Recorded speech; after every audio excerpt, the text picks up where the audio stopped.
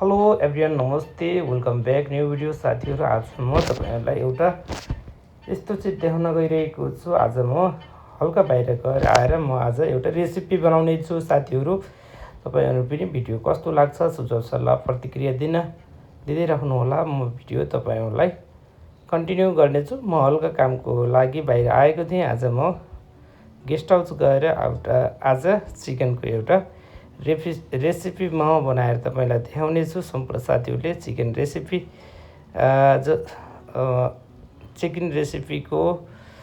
रेसिपीमा के डिस बनाउँदैछु भने चिकन कबाब बनाउँदैछु। हल्का म कामको लागि बाहिर निस्केको थिएँ। एउटा सानो भिडियो तपाईँहरूलाई अपडेट गर्दैछु। अलिकति बारिस पानी परिरहेको थियो। बाहिरको मौसम एकदम चिल्ड थियो। आज चिकन कबाब खानु पर्यो भनेर गेस्टहरूको लागि अर्डर थियो। म त्यो चिकन बनाउने छु, तपाईँहरूलाई देखाउने छु।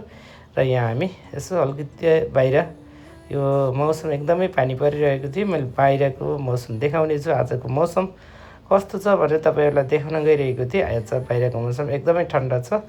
सो त्यसैले म अगाडि बढ्दैछु। साथीहरू तपाईँ पनि भिडियोलाई पक्कै पनि माया गरिदिनुहुन्छ। तपाईँहरूको माया र प्रेरणाले गर्दा म दिन रात भिडियो मेहनत गरेर बनाइरहेको छु। सो त्यसैले अब म अगाडि बढ्ने छु। सम्पूर्ण साथीहरूले कहाँबाट हेर्दै हुनुहुन्छ भिडियोलाई लाइक कमेन्ट र सब्सक्राइब गर्न नभुल्नुहोला। यस्तै भिडियो तपाईँहरू माझमा राख्नेछु। मेरो डेली लाइफको डेली अपडेट तपाईँहरूलाई दिनेछु।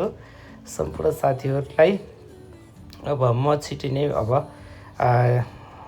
लगभग म यो आइटी कम्पनीबाट फेरि रिटर्न आउँदैछु।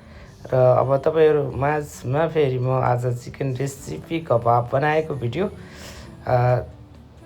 तपाईँहरूलाई म देखाउने छु। सम्पूर्ण साथीहरूले आफूले पनि घरमा बनाएर खान सक्नुहुन्छ। सिम्पल प्रोसेस छ। म चिकनलाई 1 केजी चिकन लिएर आउँदैछु। आउने बेलामा तपाईँहरूलाई यहाँ चिकन काटेको त भिडियो म तपाईँलाई हाल्दिनँ। युट्युबले राम्रोसँग त्यस्तो भिडियो देखाउनु हुँदैन। सो त्यसैले म यहाँ बाहिरको हल्का मौसमको बारेमा म जहाँ बस्छु त्यहाँको भिडियो गरेर म चिकन लिएर आइसकेको छु साथीहरू। म चिकनलाई यहाँ मेरिनेट गरेर तपाईँहरू माझमा राख्ने कोसिस गरेको छु। चिकन म तल्दैछु। अब चिकनलाई कबाबमा अब खास गरेर भट्टीमा तन्दुरीमा त्यसपछि कोइलामा बनाउँदा राम्रो हुन्छ। यदि सम्भव छैन भने तपाईँहरूले आफ्नो किचनमा तपाईँले यसलाई सबैभन्दा पहिला राम्रोसँग मेरिनेट गरेर 2-4 घन्टा फ्रिजमा राखिदिनु होला। मेरिनेटमा के जान्छ भने साथीहरू मेरिनेटमा यसलाई सबैभन्दा पहिला अदरक लसुन पेस्ट दिनु होला। त्यसपछि हल्का कलर हुनुपर्छ। यसमा रातो कलर हुनुपर्छ। र कलरको लागि तपाईँले दिग्गी मिर्च युज गर्दा राम्रो हुनेछ। र म पनि दिग्गी मिर्च प्रयोग गर्छु धेरैजसो एभरेस्ट कम्पनीको। अनि त्यसपछि साथीहरू म यसलाई नमक स्वादअनुसार नमक एड गर्नु होला। सबैभन्दा पहिला तपाईँले नमक पहिला नहाल्नु होला, किनकि चिकनले पानी छोड्छ। लास्टमा नमक हाल्नु होला। लगभग तपाईँले साह्रै मसला भइसकेपछि नमक हाल्न सक्नुहुन्छ। एड गरेपछि गरम मसला धनियाँ पाउडर अलिकति तपाईँले एकदम खास गरेर अलिकति टाइट एकदमै गाढा दही, जो पानी हुँदैन, पानी छानेको दही त्यो हाल्नु होला। सबैभन्दा राम्रो टेस्ट दहीले ल्याउनेछ। र तपाईँले यसलाई सारा म्यारिनेट गरेर राख्नुपर्ने छ, ताकि यसको मसला भित्रसम्म जान्छ। र तपाईँले सारा मसला हालिसकेपछि लास्टमा स्वादअनुसार नमक हालिदिनु होला। र एउटा पेन लिनु होला। तपाईँको घरमा सबैको घरमा ग्यास हुने नै छ, ओइल हुने नै छ। र तपाईँको कुनै खाना पकाउने एउटा कडाईमा तपाईँले एकदमै तेललाई सबैभन्दा पहिला एकदमै राम्रोसँग यसलाई हिट गर्नु होला। कच्चा तेलमा फेरि यो चिकन नराख्नु होला, किनकि चिप्किन्छ। र सो त्यसैले तपाईँले सारा प्रोसेस गरिसकेपछि त्यसलाई एकदमै हिट गरेर चिकनलाई छोड्नु होला। र हल्का सिन ग्यासमा पकाउनु होला। एकदम राम्रोसँग पाक्नु पर्नेछ। फेरि पकाउने बेलामा तेज ग्यासमा नपकाउनु होला। हल्का सिन ग्यासमा राखेर तेल एकदम हिट तेललाई छोडिदिनु होला।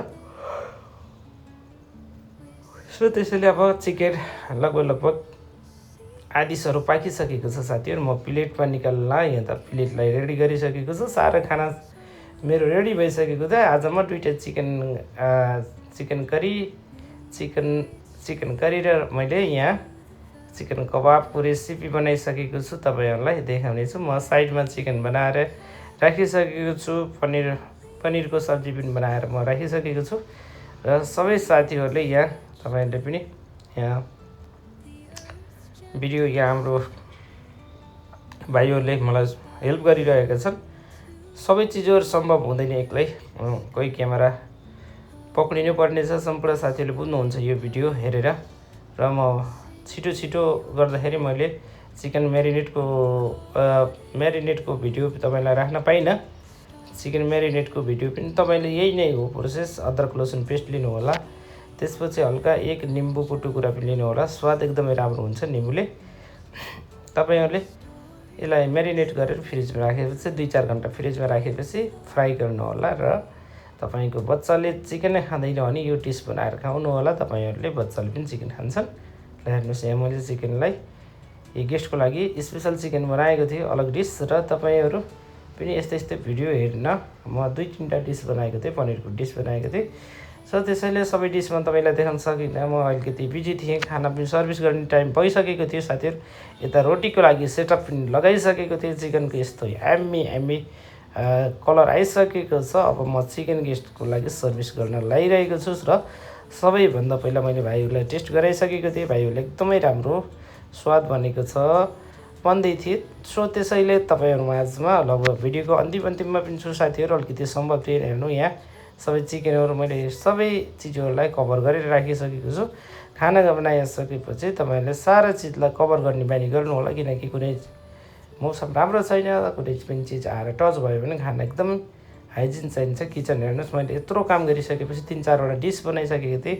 फेरि मैले तेलको चिज गर्दा पनि मैले एकदमै किचनलाई हाइजिन राखेर काम गर्ने गर्छु। तपाईँहरूले पनि किचन जहाँ आफ्नो घरमा छ एकदमै हाइजिन राख्नु होला। म यहाँ गेस्ट हाउस हो मेरो, र गेस्ट हाउसको किचन हो। म यति खाना बन्छ, बिहानदेखि बेलुकासम्म खाना बन्छ। फेरि एनी टाइम म किचनलाई गरम पानीबाट धुने